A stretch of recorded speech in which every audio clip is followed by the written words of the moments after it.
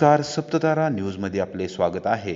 आज मंगळवार दिनांक 28 नोव्हेंबर 2023 न्यूज बुलेटिनमध्ये जाणून घेऊया आजच्या ठळक घडामोडी। न्हाळेवाडीत बस थांब्यावर प्रवाशाच्या पायावरून एसटी बसचे चाक गेले, जखम होऊन मोठ्या प्रमाणावर रक्तस्राव, सातारच्या जिल्हा रुग्णालयात उपचारार्थ दाखल। कोरेगाव रहमतपूर रस्त्यावर न्हाळेवाडी बस थांब्यावर कोरेगाव कराड एसटी बसमधून उतरल्यावर बसच्या मागच्या चाकाखाली पाय गेल्याने गजानन महादेव सनस वय 47 राहणार न्हाळेवाडी तालुका कोरेगाव हे गंभीर जखमी झाले। पोलीस दलाच्या निर्भया पथकाने प्रसंगवधान राखत खासगी वाहनाद्वारे सनस यांना कोरेगावच्या उपजिल्हा रुग्णालयात दाखल केले। तदनंतर त्यांना सातारच्या जिल्हा रुग्णालयात उपचारार्थ हलवण्यात आले। याबाबत प्रत्यक्ष घटनास्थळावरून मिळालेली माहिती अशी की सायंकाळी 5:30 वाजण्याच्या सुमारास कोरेगाव कराड एसटी बस क्रमांक MH14 BT 0348 मध्ये जुना मोटर स्टँड येथे सनस हे बसले। त्यांनी बसमधून न्हाळेवाडीपर्यंत प्रवास केला। तेथे बस थांब्यावर बस उभी राहिल्यानंतर सर्व प्रवाशांसह आणि शालेय विद्यार्थ्यांसह सनस बसमधून खाली उतरले। बसच्या कडेने गावाकडे जात असताना त्यांचा अचानक तोल गेला। तोपर्यंत बस सुरू झाली असल्याने सनस यांचा पाय चाकाखाली आला। ते जोरात ओरडल्याने चालकाने तात्काळ बस जागेवरच उभी केली। बसमधील प्रवाशांनी आणि न्हाळेवाडीतील स्थानिक ग्रामस्थांनी तातडीने सनस यांना अपघाताच्या ठिकाणावरून बाजूला घेतले। त्याच दरम्यान रहमतपूरहून कोरेगावकडे पोलीस दलाच्या निर्भया पथकाची जीप निघाली होती। त्यामधील अंमलदार संतोष जाधव व आरती चव्हाण यांनी अपघात झाल्याचे पाहून जीप थांबवली। त्यांनी 108 क्रमांकावर संपर्क साधून शासकीय रुग्णवाहिका बोलावली, मात्र अर्धा तास उलटला तरी रुग्णवाहिका काही आली नाही। अखेरीस कोरेगावच्या दिशेने जाणारे खासगी वाहन थांबवून सनस यांना उपजिल्हा रुग्णालयात उपचारार्थ दाखल केले। सनस यांच्या पायाला जखम झाली असून त्यामधून मोठ्या प्रमाणावर रक्तस्राव झाल्याने उपजिल्हा रुग्णालयात प्राथमिक उपचार करून सनस यांना अधिक उपचारार्थ सातारच्या जिल्हा रुग्णालयात हलवण्यात आले आहे। सनस यांची प्रकृती स्थिर असून त्यांच्यावर जिल्हा रुग्णालयात उपचार सुरू करण्यात आले आहेत। पोलिसांनी अपघाताच्या ठिकाणी पंचनामा केला असून एसटी बस पोलीस ठाण्याच्या आवारात आणून लावली आहे। रात्री उशिरापर्यंत गुन्हा दाखल करण्याची प्रक्रिया सुरू होती।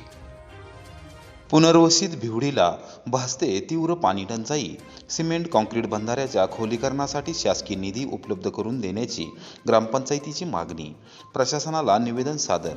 धोमधरणामुळे कोरेगाव तालुक्यात पुनर्वसित झालेल्या भिवडी गावाला सध्या तीव्र पाणी टंचाई जाणवत असून पाणीपुरवठा योजनेच्या विहिरीतील पाण्याची पातळी एकदम खालवली आहे। सिमेंट काँक्रीट बंधाऱ्याचे खोलीकरण करून गाळ काढण्यासाठी प्रशासनाने तात्काळ मान्यता द्यावी व शासनाच्या योजनेतून निधी उपलब्ध करून द्यावा अशी मागणी ग्रामपंचायतीसह ग्रामस्थांच्या वतीने मंगळवारी करण्यात आली। माजी सरपंच संजय शेलार यांच्या नेतृत्वाखाली माजी सरपंच नामदेव शेलार, विद्यमान सरपंच अर्चना शेलार, विद्यमान उपसरपंच सविता शेलार, माजी उपसरपंच विठ्ठल शेलार, तंटामुक्त गाव समितीचे अध्यक्ष व पाणीपुरवठा समितीचे अध्यक्ष वसंत शेलार, पोलीस पाटील कृष्णा शेलार, ग्रामपंचायतीचे माजी सदस्य रोहिदास शेलार, सामाजिक कार्यकर्ते सचिन शेलार, मिलिंद शेलार, सचिन शेलार, योगेश गोळे, निकिंद शेलार, वैभव पोळ, मारुती शेलार, दत्तात्रय शेलार यांनी प्रांताधिकारी कार्यालयात प्रभारी नायब तहसीलदार रणजित जाधव व तहसीलदार कार्यालयात निवासी नायब तहसीलदार मनोज माने यांना निवेदन सादर करून सिमेंट काँक्रीट बंधाऱ्यातील गाळ काढण्यास मान्यता देण्याची मागणी केली आहे।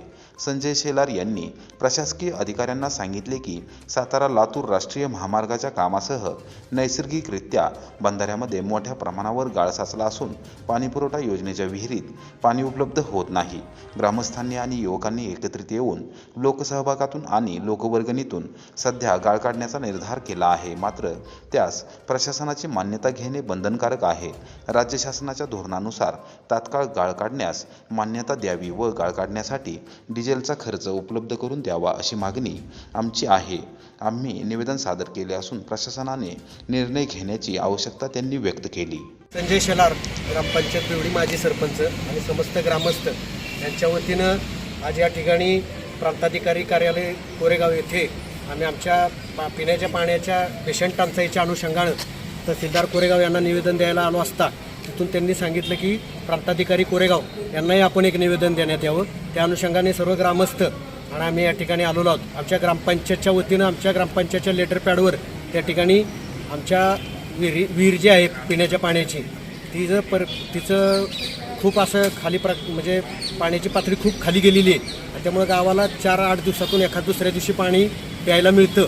तर त्यासाठी आम्ही पूर्वी कृषी विभागाच्या मार्फत आणि जिल्हा परिषद तत्कालीन झेडपी सदस्य किरण बर्गे यांच्या फंडातून त्यावेळेला आम्ही सिमेंट बंधारा बांधला होता.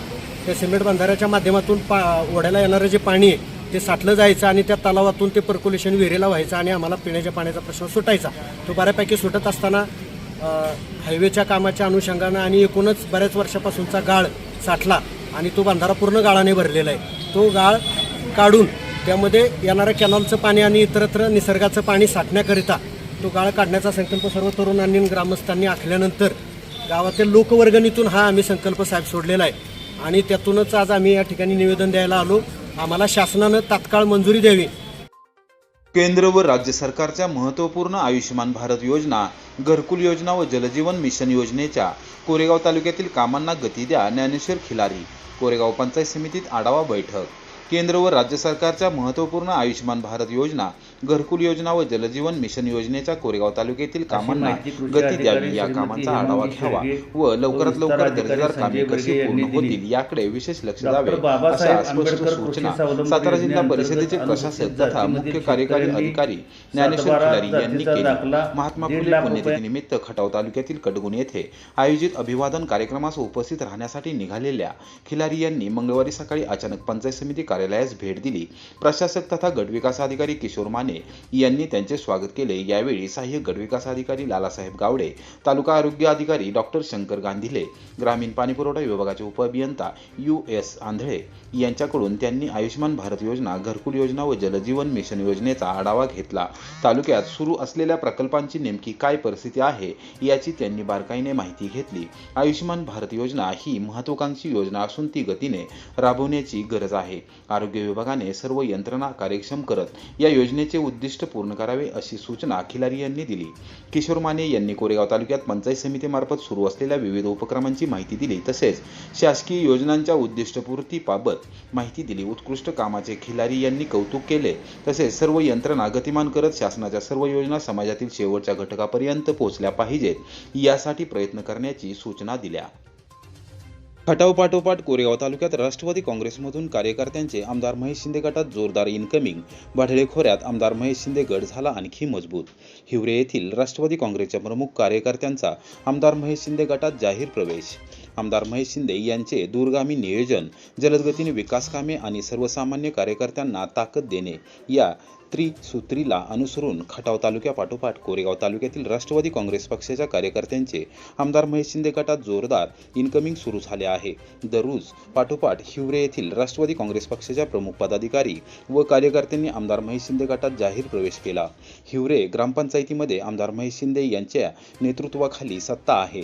माजी सरपंच प्रकाश आगम, माजी उपसरपंच सुभाष आगम, माजी ग्रामपंचायत सदस्य हनुमंत आगम, माजी सैनिक उत्तम आगम, निवृत्त विस्तार अधिकारी जयसिंह आगम, अण्णा आगम, श्रीमंत आगम, गणेश रिठे, पोपट आगम, राजेंद्र आगम, दादा आगम, रामचंद्र आगम, दत्तात्रय आगम, चंद्रकांत आगम, ज्ञानेश्वर आगम व श्रीरंग आगम यांनी आमदार महेश शिंदे यांच्या निवासस्थानी जाऊन आमदार महेश शिंदे गटात जाहीर प्रवेश करत असल्याचे जाहीर केले. यावेळी सर्वांचे स्वागत करून आमदार महेश शिंदे यांनी हिवरे गावाला जास्तीत जास्त विकास निधी उपलब्ध करून देण्याची ग्वाही दिली. हिवरे गावाला संपूर्ण राज्यात नावलौकिक मिळवून देणारे माजी सरपंच अजित खाताळ यांच्यासह सरपंच सुरेखा खाताळ, उपसरपंच समाधान शिंदे, ग्रामपंचायत सदस्य वैभव खाताळ, धनश्री खाताळ, तुळसाबाई ननावरे, प्रमुख पदाधिकारी नारायण खाताळ, दादा खाताळ, दत्तात्रय खाताळ, सुनील आगम, संजय आगम व विष्णू आगम यावेळी उपस्थित होते. कोरेगाव तालुक्यात अवर्षण प्रवण म्हणून शिक्का बसलेल्या भाडळे खोऱ्याचा जलसंधारणाद्वारे विकास करण्याचा निर्णय घेऊन आमदार महेश शिंदे यांनी प्रत्यक्षात या परिसरातील पाणी प्रश्न सोडवला आहे. अनेक वर्ष जिरायती असलेले क्षेत्र नजीकच्या काळात बागायती होणार असून मुंबई बँगलोर ग्रीनफील्ड एक्सप्रेस वेमुळे ह्या परिसराचा पूर्णपणे कायापालट होणार आहे. आमदार महेश शिंदे यांच्या नेतृत्वावर ठाम विश्वास ठेवत हिवरे येथील प्रमुख पदाधिकारी व कार्यकर्त्यांनी आमदार महेश शिंदे गटात जाहीर प्रवेश केला. नव्याने प्रवेश केलेला प्रमुख पदाधिकारी व कार्यकर्त्यांनी विकास कामांच्या अनुषंगाने आमदार महेश शिंदे यांच्याबरोबर चर्चा केली. भाडळे खोऱ्याचा पाणी प्रश्न सोडवला. भाडळे खोऱ्याचा विकास करण्याचा दिलेला शब्द पूर्ण केला असून रस्ते मार्गाने वाड्या वस्त्यावर जोडल्या आहेत. आता Mumbai Bangalore greenfield express way देखील या खोऱ्यातून जात असून नजीकच्या काळात हा परिसर पूर्णपणे हायटेक होणार आहे. स्थानिकांचा रोजगाराचा प्रश्न संपुष्टात येणार असून कृष्णा खोरे विकास महामंडळाद्वारे या परिसराला हक्काचे पाणी देखील मिळवून दिले आहे. गुरुवर्य लक्ष्मणराव इनामदार जिहे कटापूर उपसा जलसिंचन योजनेमधून भाडळे खोऱ्यासाठी स्वतंत्र कॅनॉल बांधला जाणार असल्याचे आमदार महेश शिंदे यांनी सांगितले.